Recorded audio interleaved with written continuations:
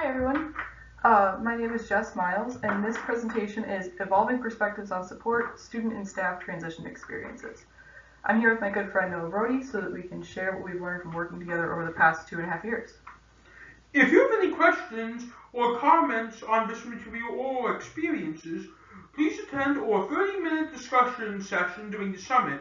We are scheduled for 5 p.m. Eastern Time on Wednesday, October 28th. Hello, I am Noah Brody. I was diagnosed with autism in 2007, and this is the start of my third year here at EMU, and being in the college support program too. I have talked at similar events in the past, and I hope my advice can be helpful to you. Hi there, I'm Jess. I graduated from EMU in 2016, and I currently work as an academic support coach here in the college sports program.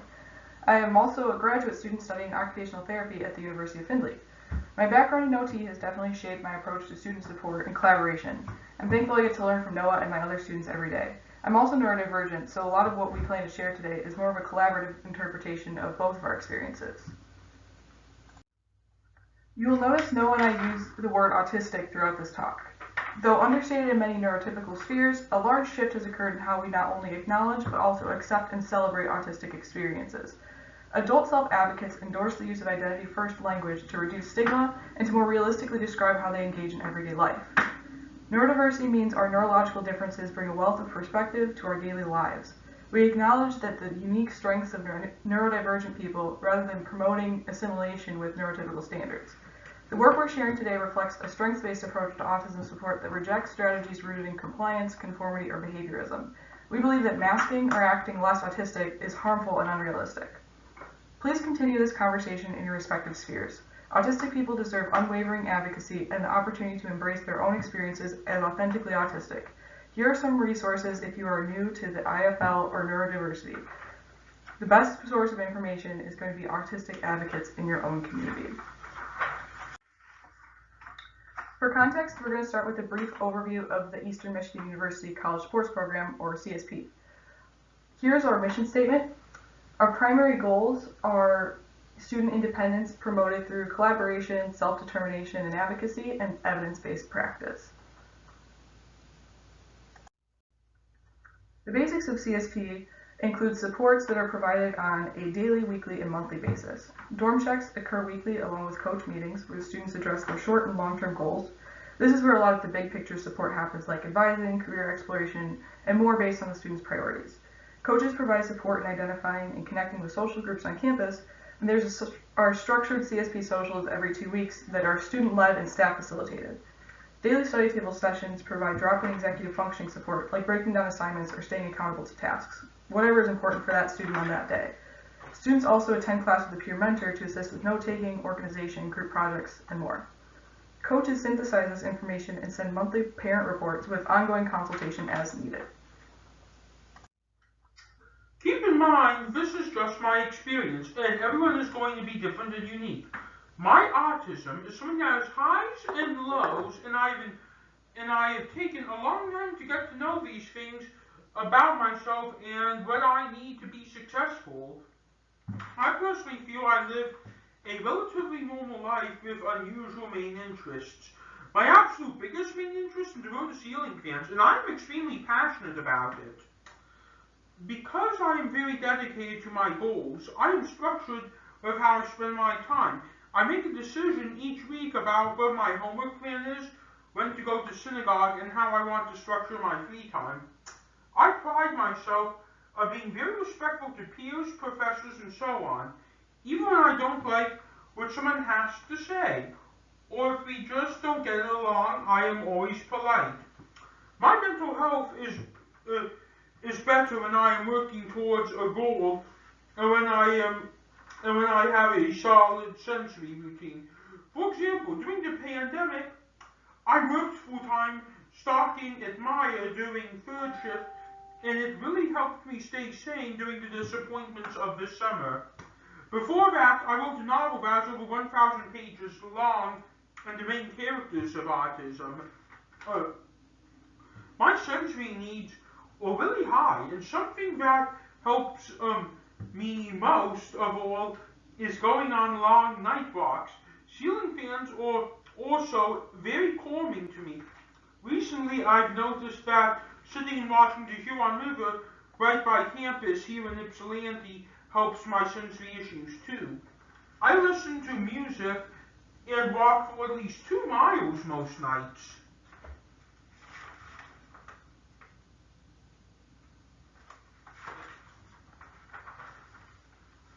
During the day, I take breaks pretty frequently to walk or get a drink of water. The extra break helps me process whatever is going on and I can gather my thoughts. My body and brain get really excited sometimes and I just need energy and I just need to let the energy out or I will not be able to focus. If I don't handle my sensory issues or if something makes them worse, it is hard for me to sleep at night, which makes my mental health worse. The main barriers I face are really mostly things other people think are important or a problem. I sometimes feel my shoes on the wrong feet. This doesn't really matter to me because I do not judge people for how they look.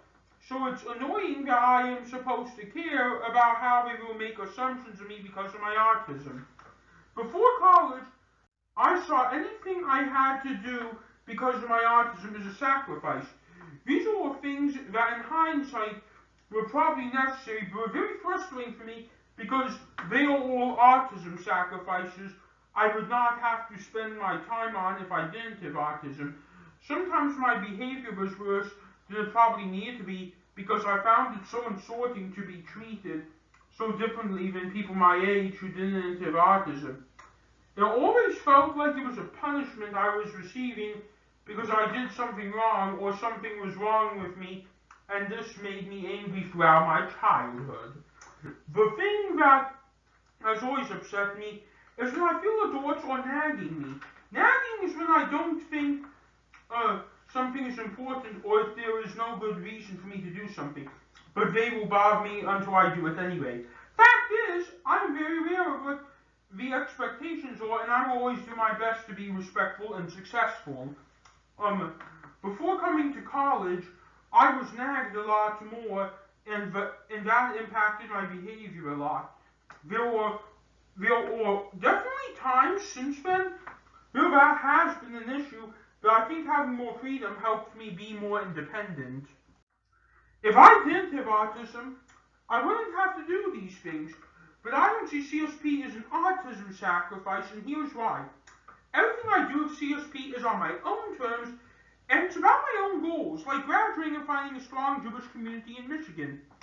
Jess lets me send a meeting agenda so we can cover anything during our meetings. Even though Jess is very close to my parents, she respects my privacy and asks for permission if there's anything she thinks they should know about.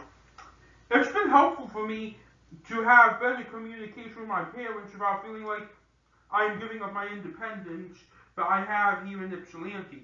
My mentors help the most with note-taking because my handwriting is not good. They're also helpful if the professor has a thick accent. Study tables is there as a help in case I need it.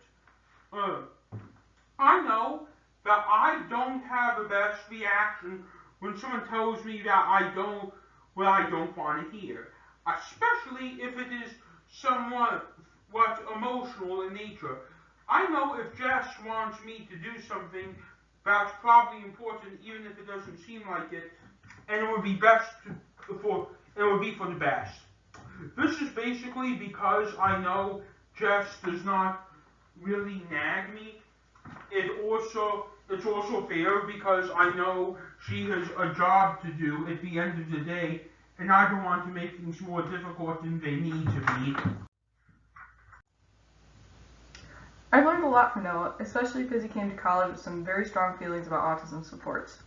Before any supports would be effective, we needed to start by building trust. The first focus, like Noah mentioned about nagging, is on the why. Staff need to be able to connect the big picture goals to the daily tasks that might seem irrelevant. Staff also need to be able to confront our own biases and expectations. If we can't say the why of the why, then it's probably not a meaningful goal.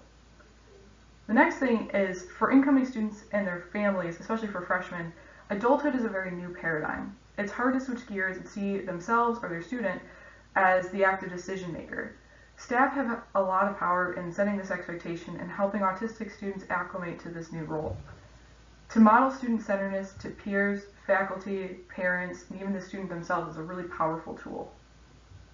Make sure that you're maintaining adult-level expectations of the student and communicating with them in an accessible way as two adults. The next thing, especially with Noah, has been consent and disclosure. Regardless of the authorization paperwork we all fill out or conversations that were had last week, privacy is really subjective, and the more open dialogue that you have will reinforce the mutual respect and trust you have with your student. And last, but definitely not least, is honoring the autism. This is absolutely key, but if you aren't building on a foundation of trust, it's not going to do you much good. So as we know, behavior is communication. You need to be looking out for whatever patterns might exist. Your communication with the student needs to be accessible to them. It can't be one size fits all. Some students work a lot better with text messages. Others, like Noah, love phone calls. We're big on graphic organizers, bullet points, whatever works best for that student and that coach. It's also important to understand processing time and processing needs. It's not just time, it could be format, it could be delivery, it could even be the quantity of information. Kind of going along with that, we also want to know that we're allowing for choice in accessible ways. Sometimes people will feel overwhelmed if they are bombarded with information. Other students can't make a decision unless they know all of the considerations at play. So once you get to know that your student and you have trust, you'll be able to present information to them in a way where they can make their own decision with self-determination to its fullest. The biggest thing is to facilitate the formation of positive autistic identity. If we as staff share our understanding of autism with students, we're allowing them to explore their own experiences with a fuller understanding of things like sensory differences and executive functions. Using this as a tool to create specific coping strategies will help make sure that everybody has a good sense of who they are as a person. The last thing is grading the expectations to be the just right challenge for each student. Independent living, sleep, exercise, social engagement will all be different than the idea of perfect life balance that we might have as a coach or staff member, and that's okay. These are some great transition strategies that we've kind of fine-tuned together as a pair. So change in environment is a really big key because it means that you're establishing totally new roles, habits, and routines. In order for structure to be sustainable, it has to come from the student themselves. So we know that autistic students thrive with routine and structure. That doesn't necessarily mean that it's imposed routine and structure. It's also really important to make sure you have clear expectations and you're kind of speaking the same language. You need to make sure you have an overload plan. You need to know what the warning signs are of rising anxiety, and you need to know what self-regulation strategies work best. Sometimes students might not know, and it's our job as staff to help them find out. If you're going to add something to a new routine, it's going to be more successful than trying to create a totally new one from scratch. And you also want to create a specific role definition among parents, students, and staff because we're all into a very new type of setting now, especially moving to college. So it's really helpful in just having a clear role for everyone. Also, make sure you're helping students practice how you're going to advocate for themselves when it comes to communication preferences. Make sure you're asking for their feedback and kind of constantly making sure that you have open communication so that you know if there's anything that they want you to do differently or if there's something that you need from them that you're not getting. So to put this all into context, we've prepared an independent living example, which is a true story. So in order to be successful in this transition process, you have to build a rapport first. As a staff member or coach, you must be willing to invest your own time and energy with clear boundaries to demonstrate respect. You have to be patient, you have to be consistent. It takes a long time. But once you have trust and respect established, you can start to have clear conversations about what is actually meaningful to the student. Then you can investigate what tools and supports work best for them. This is where skill building can occur. If you maintain the open communication, transparent expectations, and continuously seek out feedback from one another, you're going to have a really successful partnership. If we had tried to tackle Noah's dorm beyond just safety and survival that first semester, we wouldn't have had the foundation of trust that we had now. Moving to the new state, trying to navigate classes with the high holidays meant that Noah had enough on his plate in September of 2018. It wasn't that Noah didn't want to have a clean room. There were some foundational skills that needed to be addressed in order to find a sustainable solution. So things like visually scanning the room, monitoring for completion, things like that were things that were really tough for Noah. This is the before. This is what we started with during the break between semesters. We spent a few days totally overhauling it, setting up pictures and tape marks so that he would know exactly what he needed to do. And during the dorm checks following up from that, we would kind of focus on one thing at a time to try to get that back up to speed. Naturally, it wasn't perfect, but I noticed a year later when I walked into Noah's dorm, totally new school year, this is what his dorm looked like. And this is hugely improved from last time, kind of where he started. So as you can see, it's not perfect, but it's perfect for Noah, and it was totally independent. So he's mastered all those prerequisite skills to properly clear his floor and organize his belongings based on their utility. It's been hard to generalize this to his room in Columbus, but he's back on a solid routine for virtual dorm checks in a new building. And granted, that's the environment in Ypsilanti versus the environment in Columbus. By developing goals that are meaningful and having a strong relationship based on trust and respect, Noah and I have found the perfect formula for tackling whatever opportunities college is going to present. Thank you for watching our presentation. As Noah said earlier, we're happy to speak with you on Wednesday, October 28th at 5 p.m. Eastern Time. Please let us know if you have any questions.